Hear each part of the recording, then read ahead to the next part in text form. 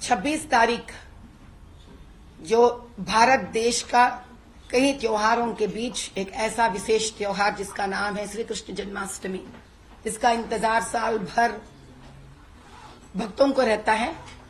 उस दिन चंद्रायण गुट्टा यानी तेलंगाना में एक ऐसा असेंबली कॉन्स्टिट्यूएंसी है जो हैदराबाद एमपी कॉन्स्टिट्यूएंसी के दरमियान पड़ता है। उस कॉन्स्टिट्यूएंसी में रात 11:30 बजे से लेकर 12 बजे के दरमियान रक्षापुरम एक कॉलोनी है, उसके बीचों बीच मेन रोड के बीचों बीच माता रानी का ग्राम देवता का एक मंदिर है जिसमें 2 माताओं का मूर्ति है। एक माता का नाम है भूलक्ष्मी और दूसरे माता का नाम है नल्लापोचम्मा जो ग्राम देवता मानी जाती है। और 26 तारीख रात को 20 गाड़ियों में तकरीबन अगर आप एक गाड़ी को एक बंदा ले लिए तो भी 20, 2 लिए तो 40, मर्जी आपकी जैसे भी लेना चाह रहे हैं आप। लोग वहां पर आकर 11:30 बजे और 12 बजे के बीच में, और हालांकि उस मंदिर को लगकर 3 बड़े बड़े सीसीटीवी कैमरास हैं। एमआईएम के गुंडे हैं, वहां के कॉर्पोरेटर ने भिजाए उसे लोग हैं। ये लोग नारा लेते हुए आकर एक बड़ा काला पत्थर से ताला को तोड़कर, इसके पहले भी इस मंदिर पर एक बार नहीं 5 बार अटैक्स हुए दरमियान 2 सालों में। बस अब की बार ये लोग सक्सेसफुल हो गए। अंदर जाकर एक माता रानी का सर फोड़ दिए, दूसरा माता रानी का कमर से लेकर तोड़ दिए और वो पत्थर वहीं छोड़कर बाहर निकल के आए। और एक होम गार्ड आजम जिनका नाम था, जो पेट्रोलिंग गाड़ी का ड्राइवर है, उनके मदद से वो लोग वहां से रफू चक्कर हो गए। जो रफू चक्कर होते हुए जिस गली के अंदर गुजरे वो गली में MA ज्वेलर्स है जिनका सीसीटीवी में ये रिकॉर्डेड है। अभी भगवान जाने ये सीसीटीवी चालू है नहीं है, अब ये कुछ भी बोल सकते हैं, माहिर है ये लोग बोलने में। ऐसा जैसे कि वहां के सारे हिंदुओं को ये पता चला तो सभी वहां पर आए। 26 के रात को बहुत बड़ा हंगामा हुआ था और 27 की सुबह हम सब एकत्रित हो गए वहां पर। और सुबह के 10 बजे से लेकर मैं और मेरे साथी और उस कॉलोनी वाले, रक्षापुरम के कॉलोनी वाले सभी एकत्रित होकर वहां पर धरने पर बैठ गए।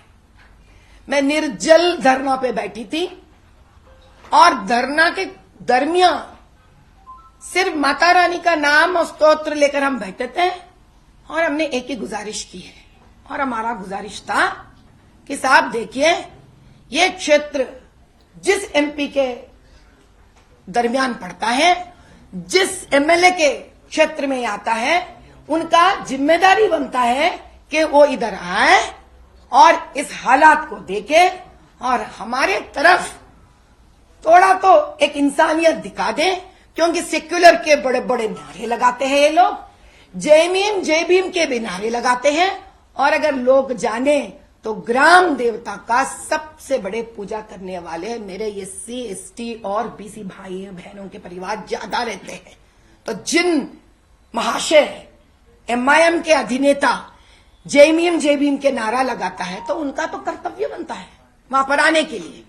अगर उसी जगह पर कोई मस्जिद का हालत ऐसा होती तो क्या हमारे क्षेत्र के MP और उस क्षेत्र के MLA जो भाई हैं, जो दोनों भाई है, जाते नहीं जाते? तो मंदिर जब तुड़ता है तो ये लोग क्यों नहीं आते? पालस्तीन में कुछ होता है, इनको खुजली होती है।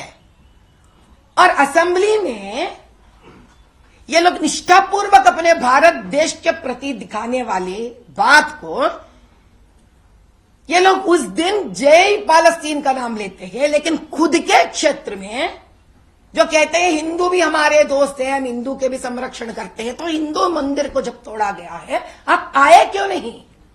बस यही था मेरा मांग, सिर्फ इतना ही था। आए नहीं वो लोग, ना आने के बाद नहीं आया ना, उसके ऊपर बावजूद वहां का लोकल पुलिस से मिलकर ये लोग एक स्टेटमेंट देते हैं कि मारने वाला पागल था। अब पागल की अम्मी तो वालिदा तो रो रही है पुट पुट कर, अरे मेरा बेटा पागल है, मेरा बेटा कुछ कर नहीं सकता ऐसा। मां से ज्यादा कौन जानते हैं? जो बंदा नहीं कर सकता वो बंदा देख के क्या कर लेता है। एक ही बंदा, पहले तो एक ही था, जैसे मेरे धरना बढ़ते गई 7 जनों का नंबर निकला, उसके पहले तो एक ही था, बेचारा एक पागल हाथ में पत्थर लिए वो आता है, किसी भी शॉप को नहीं तोड़ता, ये तोड़फोड़ नहीं करता है, खुद को तोड़फोड़ नहीं करता है। अक्सर हमने देखा पागल खुद को मारता है, कपड़े नहीं पहनता है, रोड पे सड़क पे पड़े दिखता है, लेकिन ये पागल तो बड़ी होशियार पागल है। एमआईएम दारुसलाम में ट्रेंड पागल है। ये तो आता है मंदिर का सिर्फ ताला तोड़ता है, दरवाजा को खराब नहीं करता है, अंदर जाता है, दीवारों को खराब नहीं करता, फ्लोरिंग को खराब नहीं करता है, सिर्फ दोनों माता रानी को, एक को सर और दूसरे का कमर तोड़कर पत्थर वहीं रखकर निकल जाता है। थोड़ी देर के बाद जब ऐसी सवाल मेरे से आया, अरे बड़ी होशियार पागल है, जरा सीसीटीवी में हमको दिखा दो, तब 1-2 हो गए। तो इसका मतलब है ये पागलपन में बाजू दोस्त का भी नुकसान नहीं करा, खुद का भी नुकसान नहीं करा, सिर्फ 2 माता रानियों का नुकसान करके बाहर निकलता है। उसके बाद 7 लोगों की नंबर निकलती है। भैया मैं पूछती हूं, ऐसे कितने सालों से चलेगा इस प्रकार के दहश हिंदू मंदिरों पर, हिंदुओं पर? और करने वाले कौन हैं? भले ही ना मुसलमानों के हो सकते हैं, लेकिन वो मुसलमान नहीं, वो एमआईएम के रजाकार गुंडे हैं। ये बात हम साफ साफ कहना चाहते हैं, हम डरते नहीं है बात कहने के लिए। ये क्यों हुआ है? कब कब होते आया है ऐसा?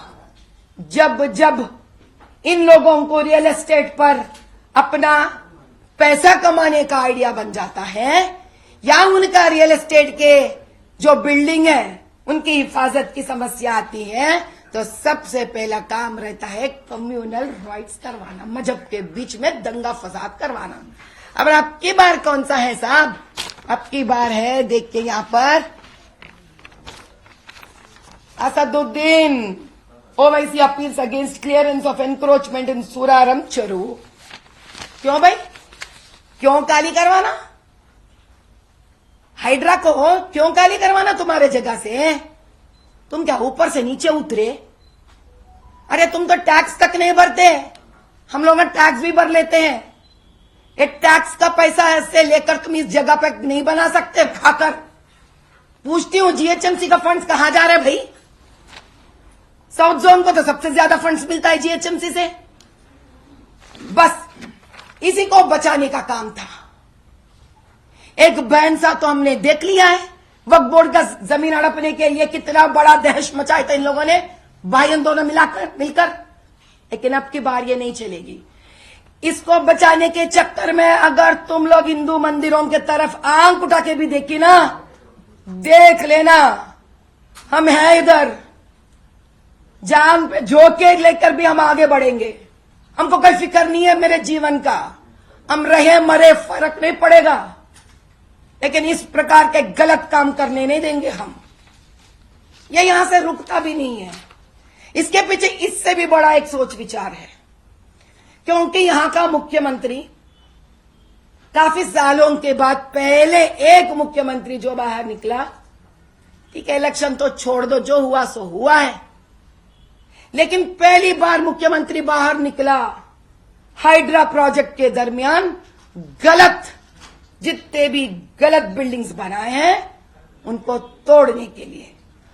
अब आ गया मजा।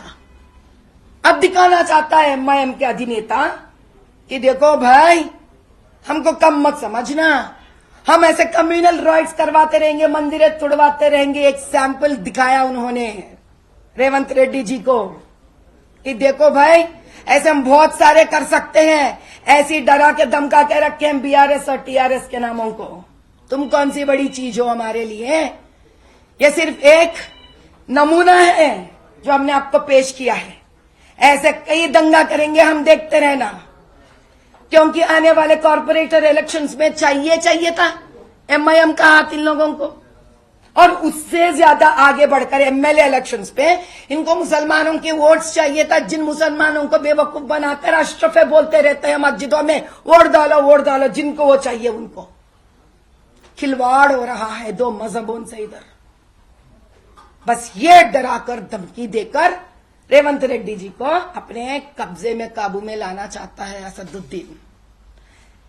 देखो एमआईएम वाले, तुम्हारे जो भी हो, हमको उससे कोई फर्क नहीं पड़ता, लेकिन तुम्हारे राजनीति, गंदी राजनीति के बीच में अगर हिंदू मंदिरों को या कोई हिंदू को बीच में घसीटने की कोशिश भी की ना तुम लोग, खबरदार, इतनी बड़ी काली रूप डालकर मैं आऊंगी बेटा, तब देख लेंगे क्या है।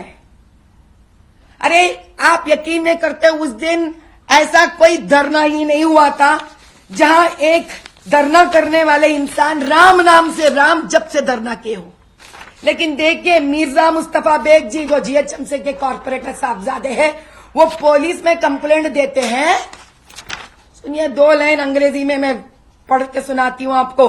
आई am writing to formally bring to your attention a serious incident that occurred at my residence. मेरे घर पे हुआ था, बहुत बड़ा ऐसा धमाका इंसिडेंट हुआ।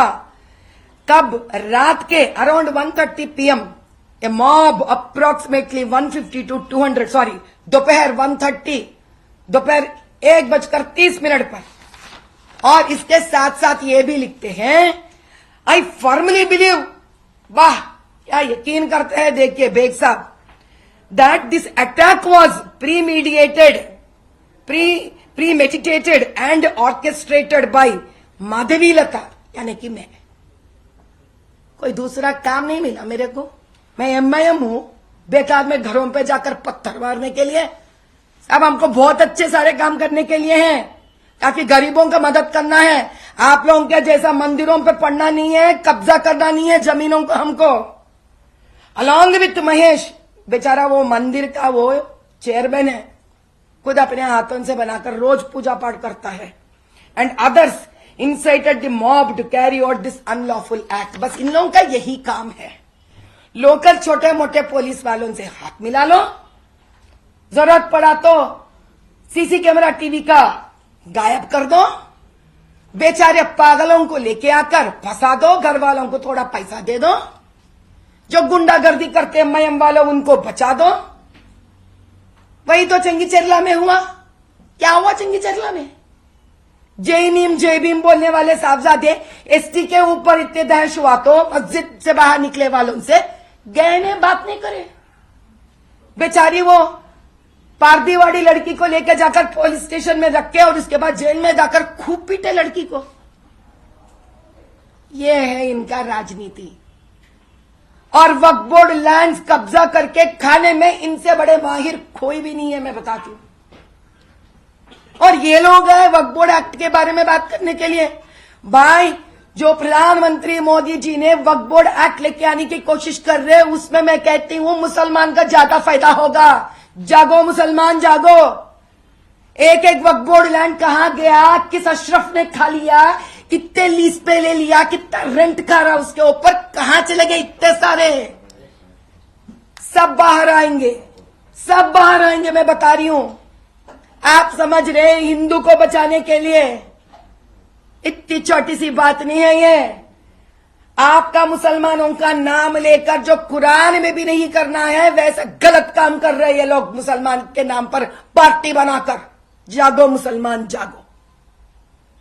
लेकिन आज का दिन मैं एक ही बात बता रही हूं सभी को, यह देश हिंदुओं का है, फिर भी हमसे बड़ा सेक्युलर कोई नहीं है। इसीलिए इस देश में कई सारे लोग, कई मजहब के लोग आकर जिए हैं और जीते रहेंगे भी। इस देश का सबसे बड़ा ताकत है सबका साथ, सबका विकास, भाईचारा। अपने गंदी राजनीति के लिए अगर इसको खराब करने वाले कोई भी रहने दो, उसका अंत देखेंगे हम लोग, चुप नहीं बैठेंगे। और मैं आई हूं हिंदुओं के लिए ठहरने के लिए। जय बोलो भारत माता की जय। For more of such videos, do like, share and subscribe to ET Now Swadesh.